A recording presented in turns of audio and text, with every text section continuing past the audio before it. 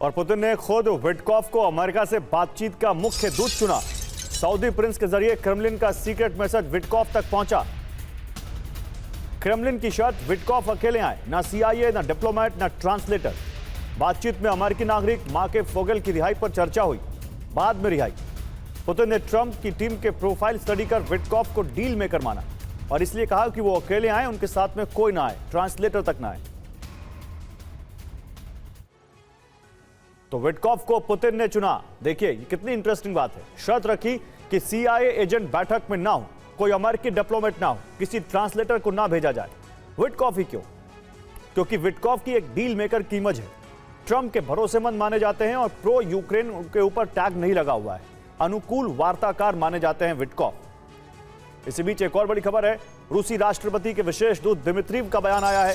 अब तक की बातचीत रचनात्मक रही है, दिमित्रीव ने कहा है। दोनों पक्षों में सकारात्मक माहौल का दावा। तो मियामी के बाद महाविनाश होगा, ये आसार जताए जा रहे हैं।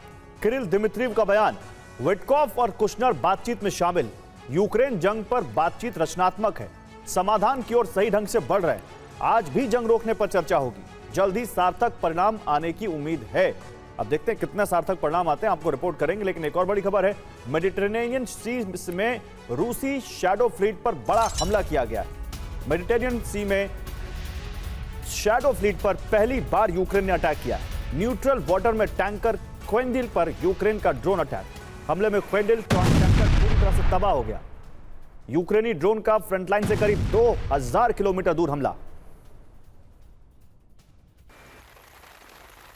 तो देखिए कहां मेडिटेरेनियन सी है और कहां पर ये हमला हुआ है। यूक्रेन से 2000 किलोमीटर दूर चला गया ड्रोन और वहां पर रूसी शैडो फ्लीट पर हमला किया यूक्रेन के एक ड्रोन ने। अब बताइए कितना बड़ा है इस जंग का दायरा।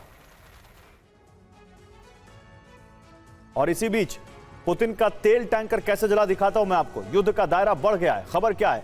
मेडिटेरेनियन सी में रूसी शैडो फ्लीट पर हमला हुआ। समंदर में रूसी टैंकर क्वेंडिल पर ड्रोन अटैक किया गया।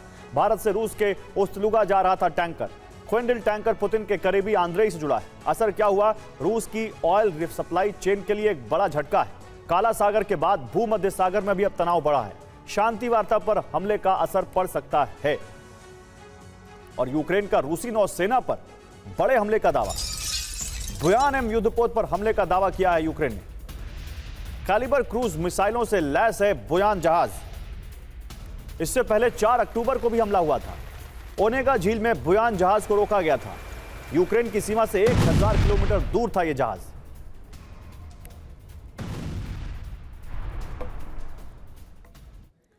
तो आपको 2 तस्वीरें दिखाते हैं कि रूस और यूक्रेन की जंग अब सिर्फ जमीनी सीमाओं तक सीमित नहीं रह गई है, बल्कि इसका दायरा समंदर की गहराइयों से लेकर रूस के सुदूर इलाकों तक फैल चुका है।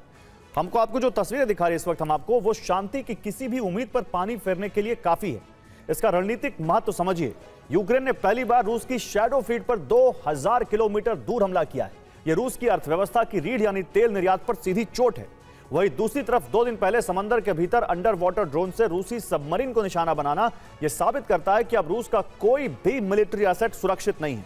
यह हमले बताते हैं कि यूक्रेन अब डिफेंसिव नहीं बल्कि डीप स्ट्राइक की रणनीति पर काम कर रहा है। तो यूक्रेन ने समंदर में जो कुछ किया है उससे ब्लू जोन में तीसरे विश्व युद्ध का खतरा बढ़ गया है।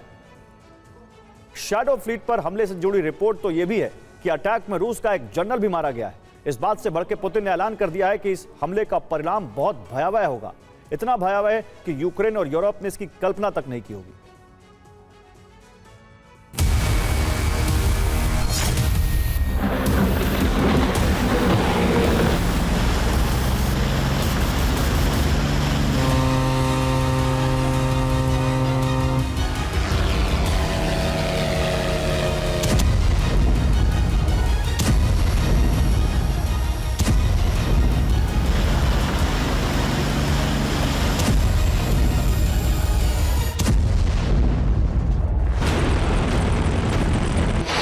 यूक्रेन युद्ध की आग 4 समुद्र और 1 महासागर तक पहुंच गई है।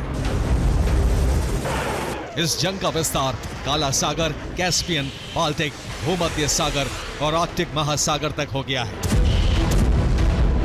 अब महायुद्ध का समुद्री फ्रंट किसी भी वक्त खुल सकता है।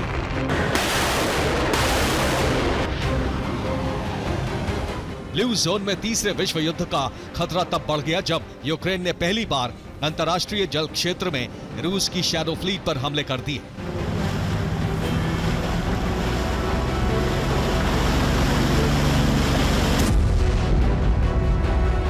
रूस के तेल टैंकर पर हमला ग्रीस के पास भूमध्य सागर में हुआ। यूक्रेन ने जिस जहाज पर हमला किया वो रूस की शैडो फ्लीट का हिस्सा था। क्विंडल नाम के इस टैंकर पर ओमान का झंडा लगा था। यूक्रेनी खुफिया एजेंसी ने टैंकर पर सीबीबी ड्रोन से अटैक किया। हमले में न सिर्फ शिप जल गया बल्कि रूस के एक जनरल के मारे जाने की भी रिपोर्ट है।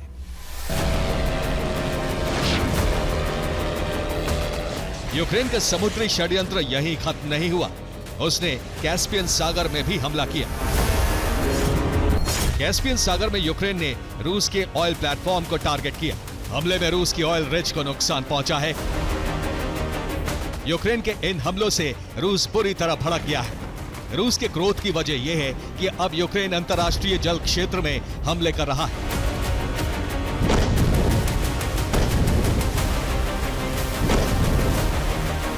अब तक जंग काला सागर तक केंद्रित थी, उसके बाद युद्ध की आग कैस्पियन सागर पहुंची, बाल्टिक सागर तक हमले हुए, लेकिन अब यूक्रेन भूमध्य सागर में भी रूसी जहाजों को डुबा रहा है।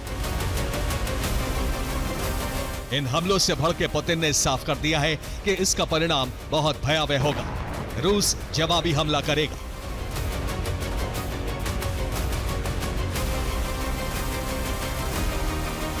पुतिन के इसी बयान के बाद माना जा रहा है कि रूस समुद्र में खतरनाक सैन्य अभियान शुरू कर सकता है। यह अभियान न सिर्फ यूक्रेन के बल्कि संपूर्ण यूरोप के खिलाफ होगा। ब्लू जोन में बारूदी जलजले का खतरा उस वक्त बहुत बढ़ गया जब रूस ने एक साथ कई समुद्र में तैनाती कर यूरोपीय देशों को घेर लिया।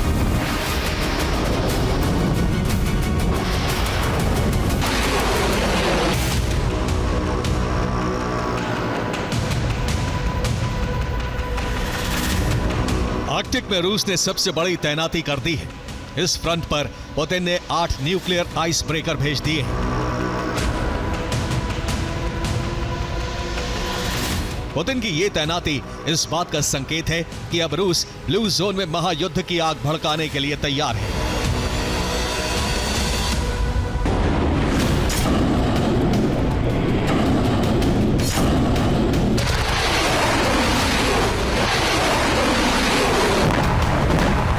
रूस ने न सिर्फ युद्धपोतों और पनडुब्बियों का निर्माण तेज कर दिया है बल्कि यूरोप के आसपास उनकी तैनाती भी करने लगा है।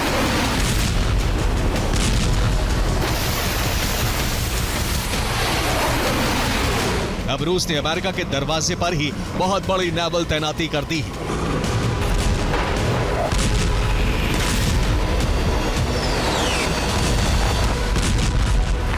पुतिन ने सिर्फ आर्कटिक में ही नहीं बल्कि यूरोप के आसपास कई समुद्रों में नेवल तैनाती कर दी है। रूसी नौसेना की इन्हीं गतिविधियों की वजह से ब्लू जोन में तीसरे विश्व युद्ध का फ्रंट खुलने की आशंका बहुत बढ़ गई है।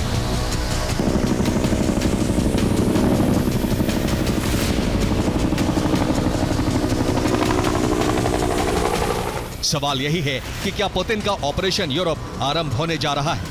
आखिर रूसी सेना ने अचानक यूरोपीय देशों की घेराबंदी क्यों शुरू कर दी?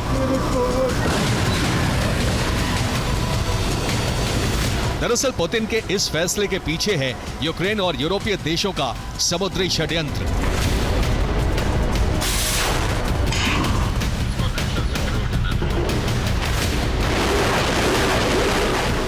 यूरोप की मदद से यूक्रेन समुद्र में लगातार रूसी जहाजों पर हमले कर रहा है। इसी बात से भड़के पुतिन और उनके वॉर कमांडर्स ने ब्रिटेन, जर्मनी और फ्रांस समेत यूरोपीय देशों की घेराबंदी शुरू कर दी है।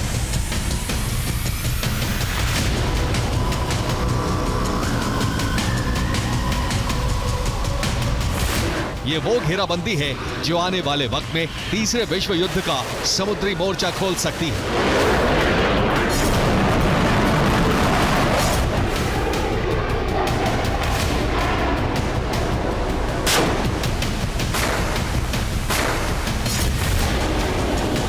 रूस और यूक्रेन में सबसे भीषण लड़ाई काला सागर में हो रही है। यूक्रेन के टारगेट पर रूस की शक्तिशाली ब्लैक सी फ्लीट है। यूक्रेन ब्लैक सी फ्लीट पर हमले कर उसे कमजोर करने का प्रयास कर रहा है। ब्लैक सी में यूक्रेन ने रूस के पेट्रोल बोट को तबाह कर दिया। इतना ही नहीं, यूक्रेन ने रूस के एक युद्धपोत को भी टारगेट करने का प्रयास किया। यूक्रेन ने सेवेस्तोपोल में ब्लैक सी फ्लीट की सुरक्षा में तैनात एयर डिफेंस सिस्टम को भी ध्वस्त कर दिया। इसी नुकसान से भड़के पुतिन ने अब यूरोप को सबक सिखाने का प्लान तैयार कर लिया है। सवाल यही है कि आर्कटिक में नेवल तैनाती के बाद अब क्या पुतिन यूरोप पर विनाशक हमले करने जा रहे हैं? पुतिन का रुख तो इसी तरफ इशारा कर रहा है। Bureau report, TV9, Bharatvarsh.